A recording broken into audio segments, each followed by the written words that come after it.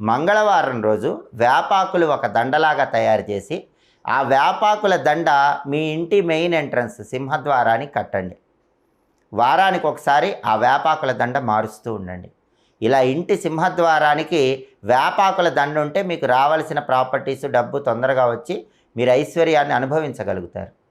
అలాగే ఐశ్వర్యం అనుభవించగలిగే శక్తి రావాలంటే ఎప్పుడైనా ఒకసారి మీకు వీలైనప్పుడు అమ్మవారి ఆలయంలో అమ్మవారికి మీ చేత్తో పసుపు రంగు చీరను సమర్పించండి. అంటే చీరలో అనేక రంగులు ఉన్నప్పటికీ పసుపు రంగు ఎక్కువగా ఉండాలి. పసుపు రంగు ఎక్కువగా ఉన్నటువంటి పసుపు రంగు చీరని అమ్మవారి ఆలయంలో సమర్పించి అమ్మవారికి ఆ చీర పెట్టాక అమ్మవారి టెంపుల్లో ధ్వజస్తంభం దగ్గరికి రండి. ఆ ధ్వజస్తంభం దగ్గర ఒక తమలపాకు పెట్టండి. ఆ తమలపాకు మీద మినపపిండితో చేసిన ప్రమిద ఉంచి దానిలో ఆవు నెయ్యి పోసి దీపాన్ని వెలిగించండి.